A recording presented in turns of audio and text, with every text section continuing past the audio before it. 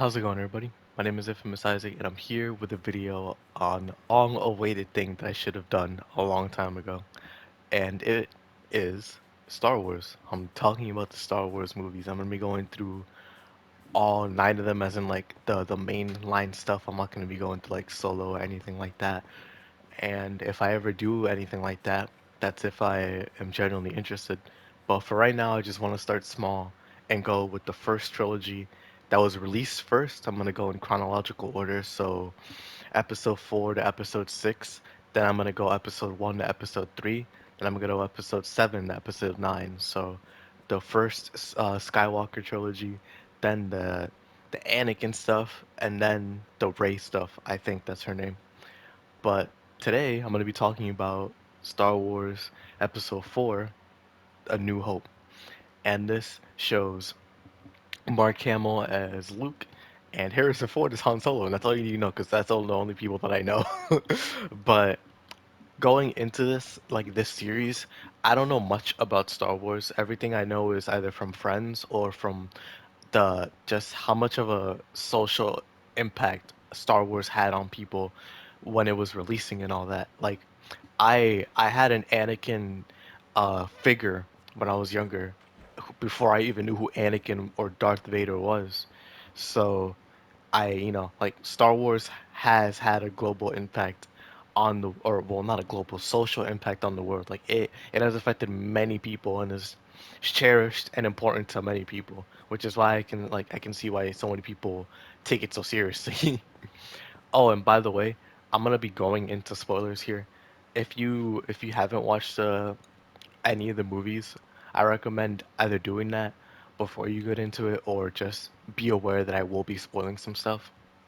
So if you don't care, then by all means stay. But if not, then I suggest going into the movies before watching any of these videos. But it's gonna be like a little series that I have going on. I probably well, it's probably gonna be like 9 to 10 videos or whatever. But this is heavily requested by one of my friends who's been commenting it for a while now. So you know, I I'm going into it. But this movie, let me just say outright, like my rating for it, it's an 8, wholehearted 8. This movie is great. It's not a 10, and I'll get into that for a second, but what it does great, it does great. So let me start with the negative first so I can get that out of the way. So this movie suffers from some things that affect my rating on it. Other people may not, and that either could be because of nostalgia or just they appreciate the good of this movie a lot more than the bad. And for me, the bad is a couple things, right? So some of the reasoning for why characters do things is like, okay, that's a little weird, but all right. And for the most part, they come from the stormtroopers. The stormtroopers are some bots, bro. They're actually some droids, even more droid-like than C-3PO and R2-D2. Like these dudes take the flimsiest reasoning and go with it. Like when they're in the Death Star, right? And they have R2D2 and C3PO in the command room, and they believe everything that they said. I was just sitting there like, okay, but these two droids were wanted because they escaped in the pod, and Darth Vader himself issued the command to find them. And they killed two innocent people, Luke's parents or foster parents, to find these droids. So when they are in the command room, but they pass it off. They still think that they're normal droids. And granted, I can cut some slack, right? Because not everybody was issued that command. There was a certain group sent to do or to find those droids. So I can understand why not everybody would know, but it's just the fact that it was convenient enough for them to be the ones that didn't know. Because if this is a rebel alliance, right? If those two droids were sent by Leia, then wouldn't that be one of the top priorities since they don't know that people have snuck in? So I don't know because this is before he knew that Obi-Wan was on the Death Star. So I was just there like, okay, that's a little weird. And some other stuff like the droids, or not the droids, the stormtroopers miss a lot. They miss so many shots. It's crazy. And you have Luke, a rookie shooter, and Leia, a princess. Well, I don't know her combat expertise, but like she was hitting shots, bro. Like she only missed like four. Her accuracy was off the charts. And Luke, I don't even know if he shot a gun before, but he was shooting, he was hitting too. Like Han Solo, I can excuse completely because he's a bounty hunter, bro. Or not a bounty hunter, but he's in this line of work, so he knows how to handle his way with weaponry. But these two, I don't know. So one part is like, oh wow, dead eye over here. But I didn't mind it as much because I was just having fun with the movie. So, but that's definitely something that showed up for me. Just sometimes like the flimsy reasoning or the not contrivances, but like the luck that they have for that to happen. Because Obi-Wan was really like, he was talking to Han and he was like, I don't believe in luck. But then you see all these lucky occurrences happen. It's just like, oh, okay, Obi-Wan, I guess you don't believe in it, but the world itself does. Besides that, the the CGI can be a little weird because granted, this was made almost 50 years ago, right? Of course I have to cut it slack. This was literally 1977. That like 30 something years before I was even born or conceived of. The fact that this technology has its ups at all is amazing. So I'll get into that later, but well, the parts that do look bad do look pretty bad. Like some of the CGI animals they look alright. They look like a 2000s like 90s CGI. So it's not bad, but the lightsabers and the aliens were pretty bad. The aliens were just costumes and they were over exaggerated aliens too, so some of it wasn't even believable. Like the concept of aliens, big heads, black eyes, gray skin, all that, that's in full effect here. They're all different, so it's not just like bland, boring character designs, but they they're costumes, so they don't look that good compared to the human characters themselves, who their costume designs are great. But the aliens in the tavern, when Obi-Wan and Luke go in there, look crusty, and you have Jabba himself looking mad dusty as well. So they don't all look great, but when the costume designs look great, they're amazing. Like Darth Vader looks as iconic as ever. You have the stormtroopers, C-3PO and R2-D2 and any of the other droids, like they all look iconic. The blasters, they all look fire, but the lightsabers do not look fire. You can tell they had to cut some corners for it because whenever they would light up their lightsabers, cut away to it being edited in post. It wouldn't do it like it would seamlessly in the present or anything like that, or where it just looks natural, right? In here, they have to cut away, and that kind of takes me out of it a little bit because I know it's limited, but it's hard not to notice is what I'm trying to say, which is no fault of their own. They were making do with what they had in the 70s, no less. Like, which is really impressive. And this whole thing is just crazy. But it's just something that I have to talk about since I'm just in the 70s. I'm watching it in 2022. I gotta talk about it at least for sure. But enough about the negative. Let's talk about the positive. So, oh, actually, no, one more negative. So, in the beginning, I wish it was a little faster. Till we got to see Luke, it was like 16 minutes, 17. But seeing C-3PO and R2-D2 there just chilling was kind of boring, and then you have Leia as well, but I wasn't all that interested until Luke showed up because I know I wanted to see some Mark Hamill, bro.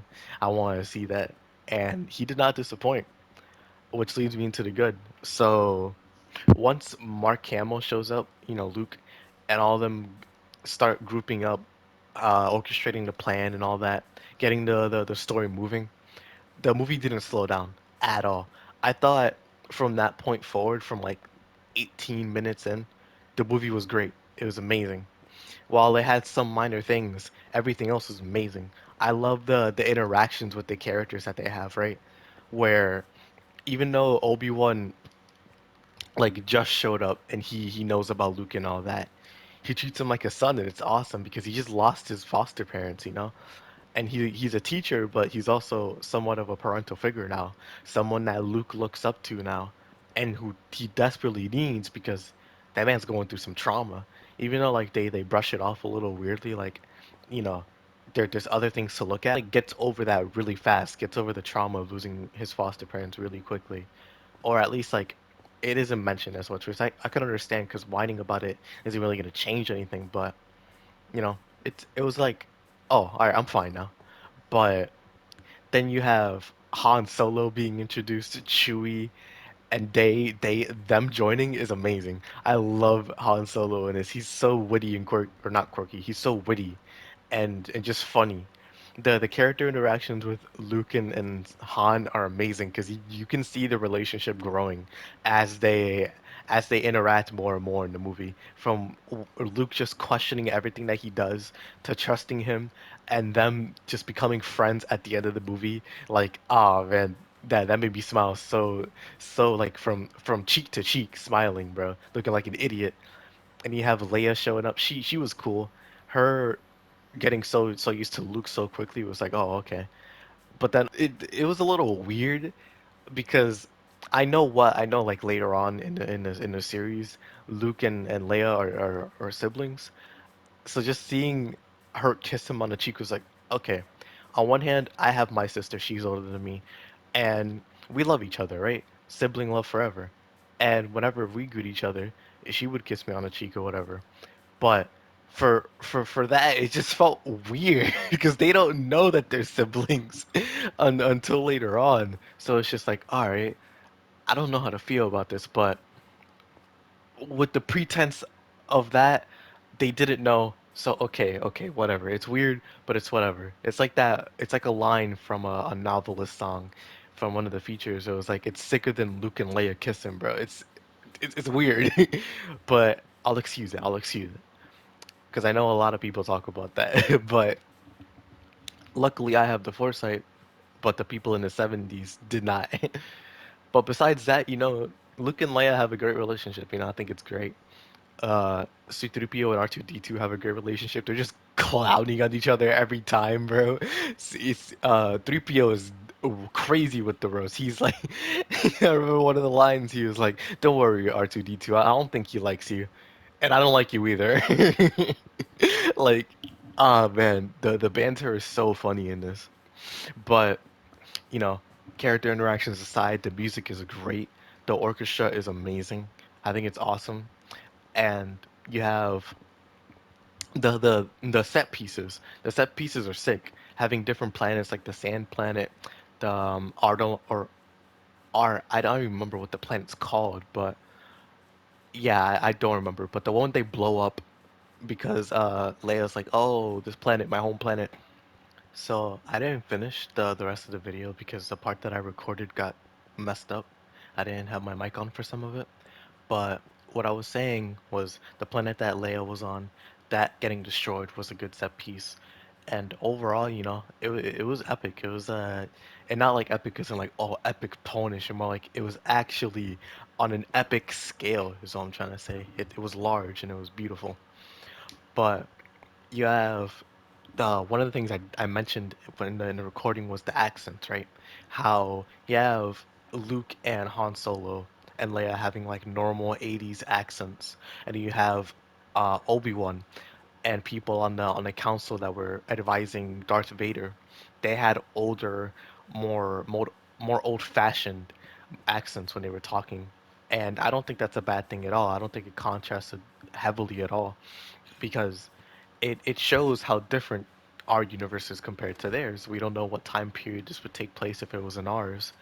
And I think that's cool because it's not restricted by a time period. It's its own thing. Star Wars takes place in its own place. That's why aliens can fight like Chewbacca and Han Solo can work together to fight Darth Vader. Like stuff like that. That's sick and it's not limited by anything, which is awesome. That's the whole point of science fiction, right? The future, technology, aliens, anything is acceptable as long as you make it good. And Star Wars is definitely a property that made it good. If it wasn't, it wouldn't have become so large and just be owned by corporate Disney. which is something that I know a lot of people will talk about or do talk about, and there probably will be some comments talking about Disney and how they either ruined or enhanced Star Wars, but I don't know anything, so I can't speak on it. But, overall, Star Wars, A New Hope is great. I'm still gonna give it an 8 out of 10, and I recommend it to anybody who wants to get into Star Wars, because I know I had a fun time with it. But that's gonna be it for me for now. Oh, one thing I forgot to mention. So there's this YouTube video that takes one of the scenes from this movie and recreates it to better match with the 2000s, basically, is what I'm trying to say. And my friend who was recommending this to me showed it to me, and after watching the original scene and comparing it to the one that he showed me, it's so fire. It's actually so fire. They made that lightsaber duel that I was talking about in the beginning of the video way better. And I'm gonna link it in the description because it's too good to pass up on. It's amazing. But yeah, thank you all for watching. Hope you all enjoyed. As always, as always, I mess up my outro so much, bro. It's crazy.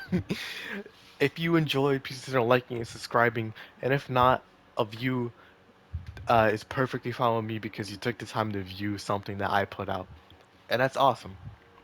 But I'll see you all in the next video. Until next time, peace.